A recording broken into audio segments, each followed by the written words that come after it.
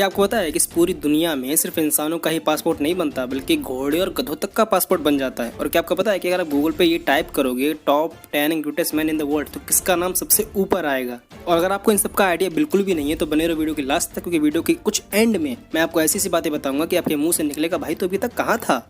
Fact number 1, हमने हमेशा गेंडे के बारे में बुक्स में ये पढ़ा है कि उसकी खाल कितनी इंचेस मोटी होती है। इसे सुनिए पढ़कर हमारे कॉमन सेंस में ये बात आती है कि अगर ऐसा है तो गेंडे को भला छोटी मोटी चोट क्या मालूम चलता होगा। पर मेरे दोस्तों, मैं ये साफ बताना चाहता हूँ कि जैसे अगर हमें एक मच्छर काट लेता है तो हमें तुरंत मालूम चल जाता है, तो ऐसे ही सेम टू सेम गेंडे की बॉडी पर भी कोई पक्षी बैठे या फिर उसे कुछ चुभता है तो उसे तुरंत मालूम चल जाता है। मतलब कि गेंडे की खाल भी उतनी ही सेंसिटिव है जितने की हमारी, भले ही वो कितनी मोटी क्यों ना हो। फैक्ट नंबर 2, अब जरा आप ये बताओ कि हमारी बॉडी में सबसे हार्डेस्ट बोन कहाँ का होता है। चलो मैं आपको 10 सेकंड का टाइम देता हूँ। स्टार्ट 1 2 3 और 10। नहीं पता होता है कभी कभी, क्योंकि ये सवाल ज़्यादातर पूछते ही सबसे पहले जो मन में आता है वो आता है खोपड़ी की हड्डी या फिर जांग की हड्डी। लेकिन हमारी बॉडी में जो सबसे हार्डेस्ट बोन होती है यानी कि सबसे कठोरतम हड्डी, वो हमारे जबड़े की हड्डी होती है यानी कि जॉ। आप में से शायद कुछ लोगों को ये पहले से पता भी होगा, पर मुझे आपके साथ शेयर करने के लायक लगा तो मैंने शेयर कर दिया। फैक्ट नंबर 3, आपने कभी गूगल पर top 10 greatest man of all time search किया है? और अगर नहीं किया तो करना, क्योंकि वहाँ पर बहुत से अमेजिंग लोगों की लिस्ट है। और फिलहाल मैं आपको कुछ दिखा देता हूँ। देखो नंबर 1 पे कौन है, नंबर 2 पे, नंबर 3 पे, और इसके अलावा आप इसी तरह से और भी देख सकते हैं। इस लिस्ट में जो नंबर 1 पे है वो देखकर काफ़ी लोगों को समझ में आया नहीं होगा कि आखिर क्या लिखा है। तो मैं बता दूं कि अरबी भाषा में लिखा हुआ है, यानी कि इस पे लिखा है मोहम्मदुर रसूलुल्लाह सल्लल्लाहु ताला अलैहि वसल्लम, यानी कि मुसलमानों के वो प्रचारक जिन्हों की वजह से इस्लाम पूरी दुनिया में फैला। और इंग्लिश में बताऊं तो सीधे सीधे आप कह सकते हो प्रॉफिट मोहम्मद।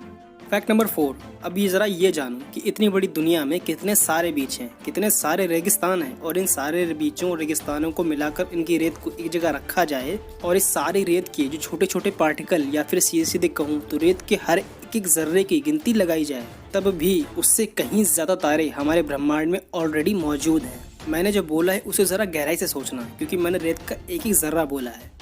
फैक्ट नंबर 5, अब एक मस्त वाला फैक्ट बताने वाला हूँ तो ध्यान से सुनना। देखो अगर आपको ये पता करना है कि एक असली हीरे और एक नकली हीरे में क्या फ़र्क होता है, क्या अंतर होता है, तो उसे आप एक सिंपल से तरीके से पहचान सकते हो।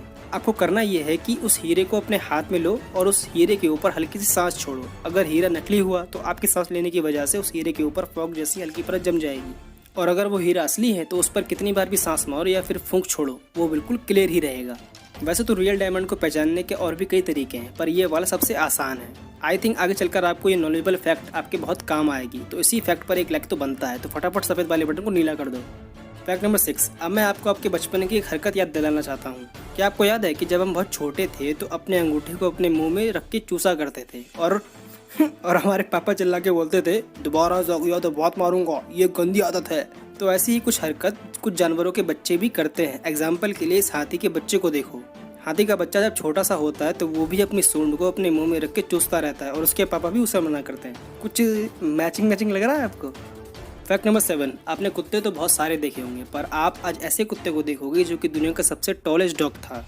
मैं यहाँ पर बात कर रहा हूँ जेएस डॉग की। ये दुनिया का एकमात्र सबसे टॉलेस्ट डॉग था और इस कुत्ते का ऑफिशियल विकिपीडिया पेज भी है। सन 2012 के Guinness book of world record के हिसाब से जेएस एकमात्र वर्ल्ड का सबसे टॉलेस्ट डॉग था। इसका जन्म 22 नवंबर सन 2008 को हुआ और 3 सितंबर 2014 को इसकी डेथ हो गई नेचुरल कारणों की वजह से।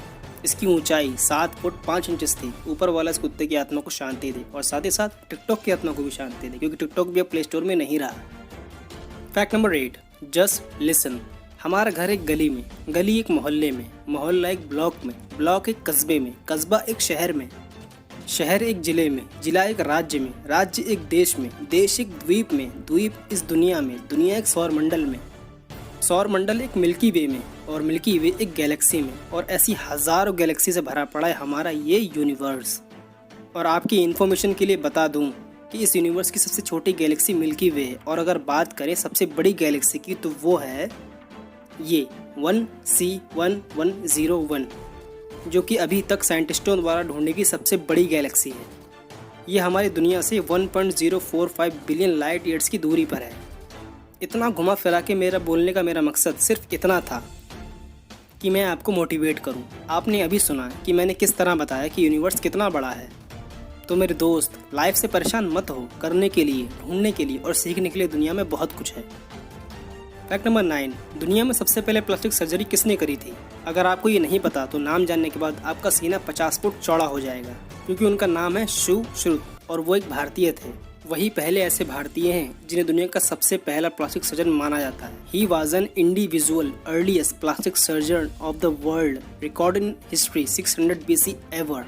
भाई इनको तो दिल से सैल्यूट है मेरा।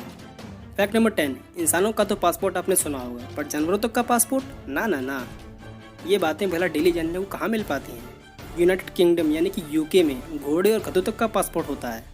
आपके दिमाग में जो बात आ रही है मैं समझ रहा हूँ कि भला इन जानवरों को पासपोर्ट की क्या ज़रूरत है। तो यूके गवर्नमेंट ऐसा इसलिए करती ताकि वो ये बात का रिकॉर्ड रख सके कि ये जो जानवर है वो कौन सी नस्ल का है, कौन से रंग का है, कौन सी प्रजाति का है, वगैरह वगैरह।